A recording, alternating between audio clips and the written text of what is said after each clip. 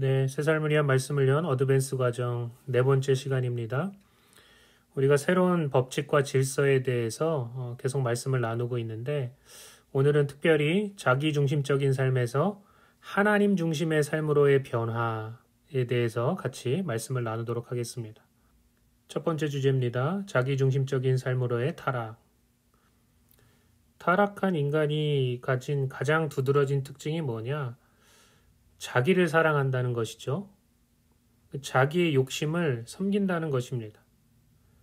사탄은 사람들을 속여서 결국은 사람을 죄와 사망으로 지배하는데 사탄이 사람들을 미혹할 때 내세우는 미끼가 뭐냐?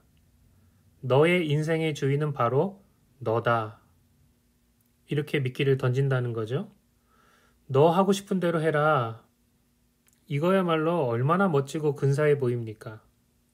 그런데 속임수죠. 결국 이 본질이 뭐냐? 하나님을 무시하고 대적하게 하는 것입니다. 여러분 생각해 보십시오. 피조물이 하나님을 대적해서 얻는 결과가 무엇입니까? 생명입니까? 죽음입니까? 복입니까? 화입니까? 결국은 멸망이라는 거죠.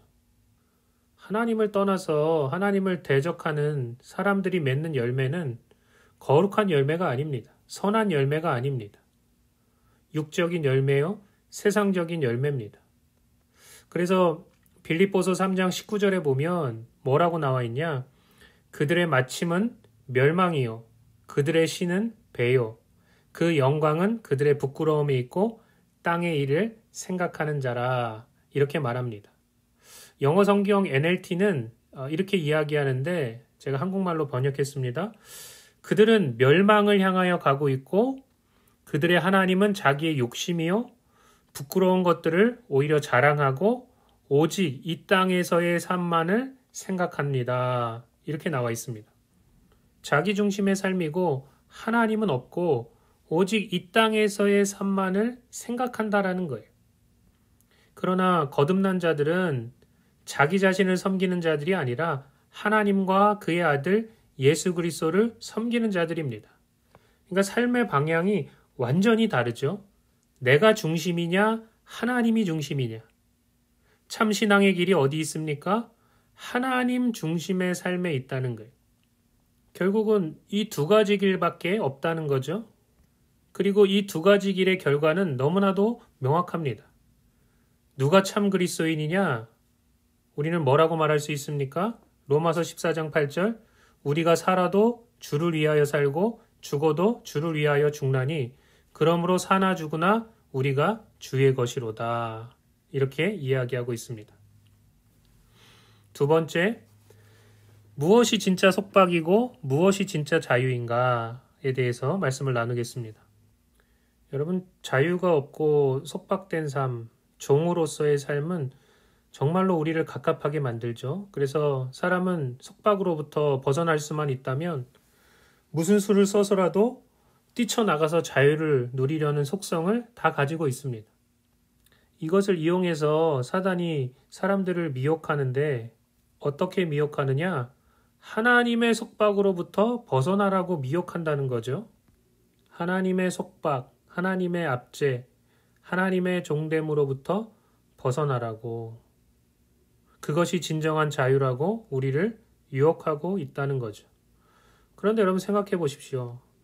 그 벗어남이 하나님으로부터의 탈출이 된다면 문제는 심각해집니다. 왜냐? 하나님은 아버지시고 주인이시고 우리의 생명과 행복의 근원이 되시기 때문에 그렇죠. 예수님의 비유에 보면 아버지께 자신이 받을 유산을 미리 요구해서 그것을 다 챙겨서 타국으로 떠난 둘째 아들이 나옵니다. 왜 그렇게 하였죠? 아버지의 울타리를 벗어나고 싶었어요. 아버지의 시선에서 멀리 떠나서 자유롭게 제멋대로 하면서 살기를 원했습니다. 처음에는 참 자유가 임한 것 같았죠. 하고 싶은 모든 것들을 다 하며 살았습니다. 성경은 이야기하기를 허랑방탕하게 살았다고 했습니다. 그런데 그에게 영원한 자유와 기쁨을 줄 것 같았던 그런 삶이 시간이 지나자 점점 그를 나락으로 떨어뜨리고 결국은 죄와 세상에 완전히 묶이게 되죠.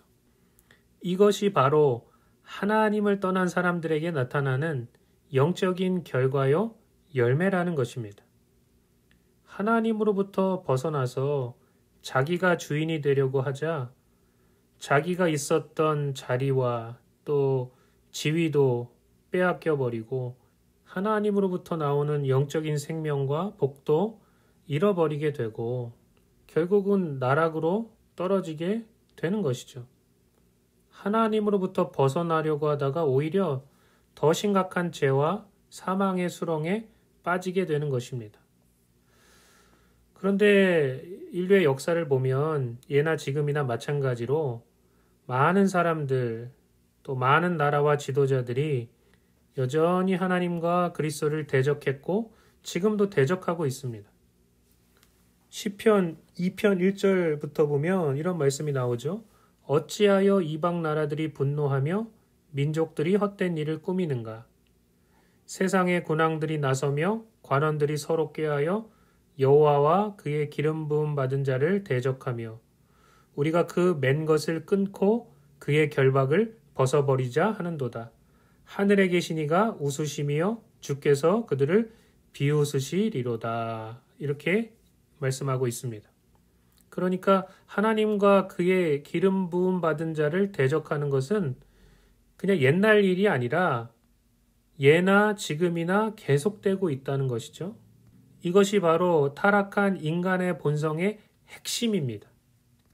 하나님을 떠나서 하나님을 무시하고 하나님을 대적하면 진정한 자유를 누릴 것 같았지만 실제는 그게 아니었다는 거죠. 피조물인 인간의 진정한 자유는 하나님 안에서만 가능한 것입니다. 이것을 진정으로 깨닫는 자들이 복된 자들입니다. 자, 세 번째, 누가 주인인지에 따라서 우리 인생은 달라지게 되어 있습니다. 여러분 먼저 우리 안에 있는 생명, 또 우리의 인생을 한번 생각해 보십시오. 사람의 인생은 절대로 스스로 이 땅에 내지 못합니다. 내가 이 땅에 태어나는 것에 있어서 내 의지가 반영된 것은 1도 없습니다. 부모가 만들었다고요? 부모가 만든 것 같지만 사실 부모가 만들지 않았습니다. 생명이 잉태되고 엄마 뱃속에서 아기가 자라지만 그 생명의 본질이 무엇인지 우리는 잘 알지 못합니다. 이것은 신비요 하나님의 영역이라는 것이죠. 그러니까 사실 인간의 생명만 깊이 생각해도 우리는 겸손해질 수밖에 없고 하나님의 살아계심을 부인할 수 없습니다. 우리의 인생이 또 우리 안에 있는 생명이 너무나도 오묘하고 놀랍습니다. 하나님의 작품이 아니고는 이 땅에 이러한 것들이 만들어질 수 없습니다. 그러니까 우리에게는 우리를 지으신 창조주가 계십니다. 우리의 주인이 계시다는 거예요. 그런데 보면 이 세상에 두 부류의 사람들이 있습니다. 한 부류는 하나님의 살아계심을 믿고 그 하나님을 섬기는 사람들과 또 한 부류의 사람들은 하나님을 부인하고 하나님 외에 자기 자신이나 아니면 다른 것들을 섬기려고 하는 사람들이 있다는 것이죠. 또한 영적인 세계를 들여다보면 하나님을 믿는 자들에게는 하나님의 영이 역사하고 하나님을 거부하는 자들에게는 하나님을 반대하는 사탄이 역사합니다. 아담과 하와를 미혹해서 하나님을 떠나게 만든 것이 바로 사탄이었습니다. 그런데 여러분 잘 보십시오. 사탄이 어떻게 아담과 하와를 미혹했습니까? 원래 하나님은 아담과 하와에게 자유를 주시고 모든 것을 허락하셨지만 단 하나만 막으셨어요. 그렇죠? 창세기 2장 15절에 보면 이렇게 이야기하고 있습니다. 여호와 하나님이 그 사람을 이끌어 에덴 동산에 두어 그것을 경작하며 지키게 하시고 여호와 하나님이 그 사람에게 명하여 이르시되 동산 각종 나무의 열매는 내가 임의로 먹되 선악을 알게 하는 나무의 열매는 먹지 말라. 내가 먹는 날에는 반드시 죽으리라 하시니라. 이렇게 말씀하고 계십니다. 아담과 하와는 에덴 동산의 주인이었습니다. 하나님께서 그것을 그에게 맡기시고 지키며 다스리게 하셨다는 거죠. 또한 모든 것을 허락하시고 금하지 않으셨습니다. 단 하나 동상 각종 나무의 열매는 내가 임의로 먹되 선악을 알게 하는 나무의 열매는 먹지 말라. 네가 먹는 날에는 반드시 죽으리라 하시니라. 이렇게 말씀하셨다는 거죠. 그러니까 하나님은 사람에게 단 하나만 막으시고 그것만 지키면 모든 자유를 누리게 하셨다는 거예요. 그리고 단 하나의 선만 그어 놓으셔서 넘지 말라 하신 이유도 결국은 사람들에게 생명과 복을 주시기 위함이었다는 거죠. 그런데 사단이 뭐라고 이야기하는지를 보십시오. 하나님께서 주신 모든 축복과 자유를 보지 못하게 만들고 단 하나 하지 말라는 명령을 큰 속박처럼 느끼게 만들었다라는 것이죠. 창세기 3장 1절부터 보면 이렇게 나와 있죠. 그런데 뱀은 여호와 하나님이 지으신 들짐승 중에 가장 강교하니라. 그러면서 뭐라고 이야기합니까? 뱀이 여자에게 물어 이르되 하나님이 참으로 너희에게 동산 모든 나무의 열매를 먹지 말라 하시더냐. 여자가 뱀에게 말하되 동산 나무의 열매를 우리가 먹을 수 있으나 동산 중앙에 있는 나무의 열매는 하나님의 말씀에 너희는 먹지도 말고 만지지도 말라 너희가 죽을까 하노라 하셨느니라. 뱀이 여자에게 이르되 너희가 결코 죽지 아니하리라. 너희가 그것을 먹는 날에는 너희 눈이 밝아져 하나님과 같이 되어 선악을 알 줄을 하나님이 아심이니라 라고 이야기하고 있습니다. 지금 여기서 사탄은 달콤한 유혹으로 하나님을 불신하게 만들었습니다. 그리고 하나님을 우리에게 자유를 주시는 분이 아니라 속박하시는 분으로 속였다는 거죠. 결국은 어떻게 되었습니까? 결국은 아담과 하와가 넘지 말아야 될 그 선을 넘어버리고 결국은 죄를 지음으로 말미암아 죄와 사탄의 노예가 되고 말았다는 것이죠. 여러분, 우리는 알아야 합니다. 이 땅에는 오직 두 가지 길이 있습니다. 하나님의 종이 되느냐 아니면 사단의 종이 되느냐. 사단은 우리에게 이렇게 속삭입니다. 네 인생의 주인은 너야. 너가 바로 신이야. 네 멋대로 살아도 돼. 이렇게 말하지만 사람이 스스로 신이 되고 자신의 주인이 되는 길은 없다라는 거예요. 결국 생명의 주인이신 하나님 아버지를 떠나서 우리가 걸어갈 수 있는 길은 멸망밖에 없다는 거죠. 야고보서 4장 7절은 우리에게 이렇게 이야기합니다. 그런즉 너희는 하나님께 복종할지어다. 마귀를 대적하라. 그리하면 너희를 피하리라. 이렇게 말씀하고 있습니다. 하나님께 복종하면 마귀를 대적하게 될 것이고 마귀에게 복종하면 하나님을 대적하게 될 것입니다.